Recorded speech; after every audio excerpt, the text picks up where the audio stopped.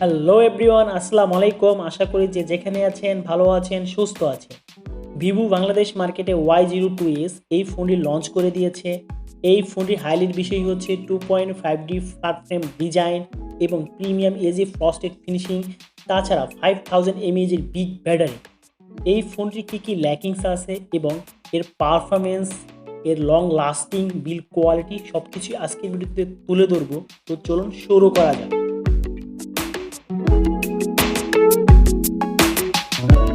Vivo Y02s এই ফোনটি দুইটা স্টাইলিশ কালার পাওয়া যাচ্ছে বাংলাদেশে, ভাইব্রেন্ট ব্লু আর ফ্লোরাইড ব্ল্যাক। ফোনটি আসলে ব্যাক প্যানেলে premium AG frosted finishing use করা হয়েছে, যার কারণে দেখতে অনেকটা ফ্ল্যাগশিপ লেভেলের মতো লাগে এবং কোনো ধরনের ক্যাশ ফিঙ্গারপ্রিন্টের ছাপ করতে ছিল না। 2.5D এর কার্ভ করার কারণে আমি ধৈর্য অনেকটা হ্যান্ডফিল পাচ্ছিলাম, আমার কাছে অনেকটা বেটার লাগতেছিল। ফোনটির থিকনেস হচ্ছে 8.19 মিলিমিটার, ওয়েট হচ্ছে 192 গ্রাম। তো বুঝতেই পারতেছেন ফোনটি একটা স্লিম বডি এবং ফ্ল্যাগশিপ লেভেলে ডিজাইন করেছে ভিভো।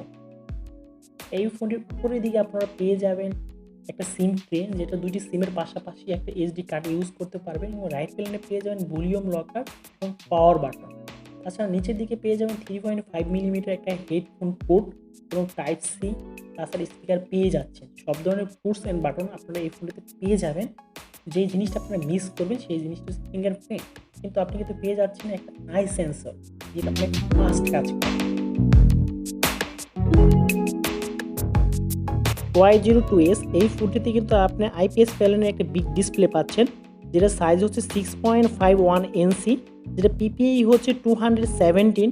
তো এইচডি প্লাস রেজুলেশন, মানে সব কিছু আসলে ঠিকঠাক। কন্টেন্ট ওয়াচিংটা আসলেই আপনার নজর কাড়বে। এই প্রাইস সেগমেন্টের কন্টেন্ট ওয়াচিংটা অনেক ভালো ছিল। ইভেন এটা ইনডোরে ব্রাইটনেসটা যথেষ্ট পরিমাণ ভালো ছিল। যখন আপনি সূর্যের আলোতে যাবেন, মানে আউটডোরে যাবেন, কিছুটা সারফেসের কাছে দেখতে পাবেন। তাছাড়া কিন্তু সব কিছুই ঠিকঠাক। এই ফোনটিতে 8 মেগাপিক্সেল একটা মেইন শুটার ইউজ করা হয়েছে, যেটা অ্যাপারচার 2.00, যেটাতে আসলে অ্যাকুরেটভাবে পিকচার ক্যাপচার করা যাচ্ছিল, যার আসলে কোয়ালিটি অনেক ভালো ছিল এই বাজেট সেগমেন্টে। ফ্রন্টে ইউজ করেছে 5 মেগাপিক্সেল, যেটা অ্যাপারচার 2.2। তো সেলফি ক্যামেরাও যথেষ্ট ভালো ছিল। ইভেন আপনি কিন্তু ফ্রন্টে এবং ব্যাগে ফুল এইচডি প্লাস রেজুলেশনে ভিডিও রেকর্ড করতে পারবেন। তো চলুন দেখে নেই কিছু পিকচার আর সেই ভিডিও রেকর্ড।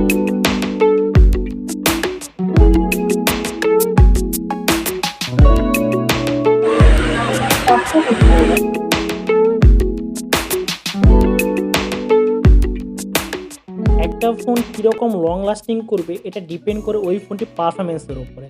এখন আমরা কথা বলবো ফোনটির পারফরমেন্স নিয়ে। ফোনটিতে আসলে ইউআই হিসেবে ইউজ করা হয়েছে ফান্টাওয়েস 12, এর সাথে অ্যান্ড্রয়েড 12 ইউজ করা হয়েছে। ফোনটিতে সিপিইউ হিসেবে ইউজ করা হয়েছে মিডিয়াটেকের P35, যে সর্বোচ্চ ক্লক স্পিড 2.3 GHz। এই সিপিইউটাকে আসলে জাতীয় একটা সিপিইউ বলা যায়। তার কারণ হচ্ছে ভিভো অনেকবার ইউজ করেছে, রিয়েলমি ইউজ করে, আসলে শাওমি ইউজ করে, আসলে স্যামসাং ইউজ করে। তো আসলে এই বাজেট সেগমেন্টে কিন্তু এই সিপিইউটা আসলে পারফরম্যান্সটা অনেক বেটার দিয়ে থাকে, কারণ পরীক্ষিত সিপিইউ, অনেক ফোন ইউজ করেছি এর আগে। আসলে এই সিপিইউটা আসলে যেটা বলা যায় যে আপনি যখন ফ্রি ফায়ার খেলবেন তখন আসলে স্মুথলি আপনি খেলতে পারবেন। যখন লং টাইম আপনি খেলার চেষ্টা করবেন তখন কিন্তু কিছুটা ল্যাগ বা হ্যাং করবে। পাবজি আসলে আপনি খেলার চেষ্টা করেন না, কারণ পাবজি ওপেন হবে না, যেহেতু র্যাম কম, আর এই সিপিইউটা আসলে এই পাবজি যায় না। তাছাড়া কিন্তু নর্মাল যে গেমগুলো সেগুলো আপনাকে স্মুথলি রান করতে পারবেন। আমি যখন পাবজি খেলতেছিলাম আসলে তখন আমি আসলে ইনস্টল করতে পারতেছিলাম, কিন্তু তাছাড়া কিন্তু আমি রান করতে পারতেছিলাম না। ফ্রি ফায়ার কিন্তু আমি অনেক স্মুথলি আমি রান করতে পারছিলাম। ফোনটিতে র্যাম হিসেবে থাকছে LPDDR4X এর একটা আপ টু 6GB র্যাম। হ্যাঁ, এখানে একটু অবাক হচ্ছেন, 6GB কিন্তু আসলে না, 3GB র্যাম, কিন্তু আপনি এক্সটেন্ড করতে পারবেন 6GB পর্যন্ত। 32GB স্টোরেজ, সব কিছুই ঠিকঠাক। এই ফোনটির ল্যাকিং যেই বিষয়টি সেটি হচ্ছে এটি একটি ফিঙ্গারপ্রিন্ট প্রয়োজন ছিল। ওভারঅল সব কিছুই ঠিকঠাক। একটা ডিজাইনে স্পেশালি ভিভো নজর দিয়েছে, যাকে সুন্দরী ফোন বলা যায়। আমার কাছে অনেক ভালো লেগেছে। আজকের মতো এইখানে দেখা হবে ফিউচারে।